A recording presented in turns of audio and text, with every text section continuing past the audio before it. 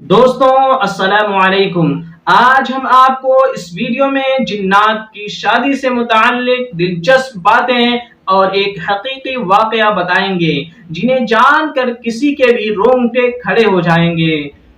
کچھ لوگوں کا خیال ہے کہ جنات شادی نہیں کرتے، لیکن قرآن کریم کی دلائل سے یہ بات ثابت ہے کہ جنات شادی بھی کرتے ہیں اور بچوں کو بھی پیدا کرتے ہیں۔ اگرچہ جنات کے بچوں کو جنم دینے کا عمل انسان سے مختلف ہوتا ہے، کیونکہ جنات انسانوں کی طرح مادی وجود رکھنے کے بجائے روح کا وجود رکھتے ہیں۔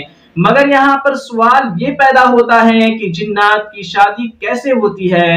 کیا جنات کی شادی بھی انسانوں کی شادی کی طرح ہوتی ہے؟ ان کی شادی میں بھی نکاح پڑھایا جاتا ہے؟ اس حوالے سے آج ہم اس ویڈیو میں جانیں گے۔ یہ بات سچ ہے کہ جنات بھی شادی کرتے ہیں اور ان کی شادی بھی انسانوں کی طرح ہوتی ہے۔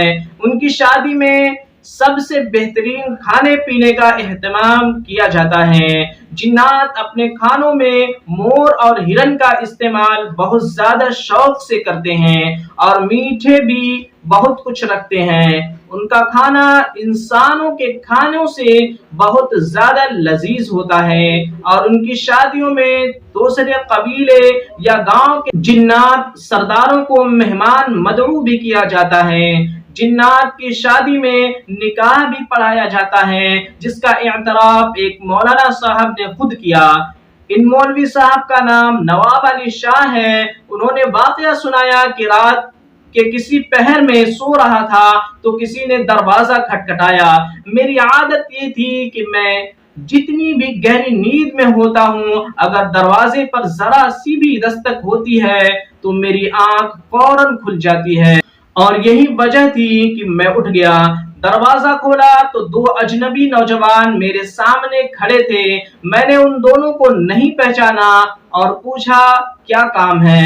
اس پر انہوں نے کہا مولانا صاحب ہمارے ہاں شادی ہے، اس لیے ہم آپ کو نکاح پڑھانے کی غرض سے لینے کے لیے آئے ہیں۔ میں نے کہا مجھے معاف کیجئے، میں آپ کو پہچانتا نہیں ہوں، آپ کہاں سے آئے ہیں؟ انہوں نے کہا کہ ہم دونوں پڑوس والے گاؤں سے آئے ہیں۔ ان میں سے ایک شخص نے بتایا کہ اس کا نام جھنجھار ہے۔ مولانا صاحب نے دل میں سوچا کہ کافی عجیب نام ہے۔ تھوڑی دیر بعد میں ان کے ساتھ چل دیا۔ مولانا نواب علی صاحب بتاتے ہیں کہ مارچ کا مہینہ تھا اور رات تھوڑی تھوڑی ٹھنڈی تھی۔ وہ دونوں میرے آگے چل رہے تھے اور میں ان کے پیچھے چل رہا تھا۔ آخر کار ہم اس گاؤں کے میدان میں پہنچے جہاں شامیانہ سجا ہوا تھا۔ وہاں خوب رونق اور چہل پہل تھی، روشنی کا بھی خوب انتظام تھا۔ میں ادھر ادھر دیکھ ہی رہا تھا کہ ایک آواز آئی، السلام علیکم مولانا صاحب۔ میرے سامنے ایک شخص شلوار قمیص میں کھڑا تھا جو دولہے کا باپ تھا اور اس کا نام سردار مانس تھا۔ سردار نے کہا کہ آئیں میں آپ کو لیے چلتا ہوں۔ جب ہم تھوڑا آگے گئے تو سردار مانس نے میری ملاقات دلہن کے باپ سے کروائی، جن کا نام شرمت تھا، کیونکہ سب چہرے وہاں اجنبی تھے اور میرا جاننے والا وہاں کوئی بھی موجود نہ تھا۔ حالانکہ میں اس گاؤں کے بہت سے لوگوں کو ذاتی طور پر جانتا تھا۔ میں نے دلہن کے باپ سے عرض کیا کہ یہاں اس گاؤں کا کوئی بھی فرد موجود نہیں ہے۔ اس پر شرمت صاحب نے کہا کہ اچھا تو یہ مسئلہ ہے۔ شرمت صاحب نے ایک لڑکے کو آواز دی اور قریب آنے پر اس لڑکے کو کچھ کہا۔ مولانا صاحب نے کہا کہ اس کے تھوڑی دیر بعد میں نے نظر صاحب کو آتے دیکھا جو گاؤں میں دکاندار تھے۔ اس کے بعد اور بھی جاننے والے مجھے شادی میں نظر آنے لگے، جنہیں دیکھ کر مجھے اطمینان ہوا۔ میں نے نظر صاحب سے پوچھا کہ آپ کی دکانداری کیسی چل رہی ہے؟ تو انہوں نے چونکتے ہوئے بولا کہ اچھی چل رہی ہے۔ اسی دوران مجھے دولہا کے والد صاحب نے کہا کہ مولوی صاحب آئیے اور نکاح پڑھائیے، دیر ہو رہی ہے۔ میں نے جا کر ان کا نکاح پڑھایا۔ انہوں نے مجھے مٹھائی اور پیسے بھی دیے، بعد میں مجھے کھانا بھی کھلایا جو بے حد لذیذ تھا۔ اس کے بعد جو دونوں مجھے یہاں لائے تھے انہوں نے مجھے گھر چھوڑ دیا اور خود بھی واپس چلے گئے۔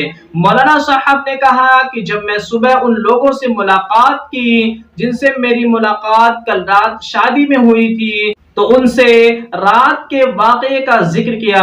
انہوں نے بتایا کہ ہم رات کو تو کہیں نہیں گئے بلکہ اپنے گھر پر سو رہے تھے اور کسی بھی شادی میں شرکت نہیں کی۔ مولانا صاحب بہت حیران ہوئے اور گھر واپس آ گئے۔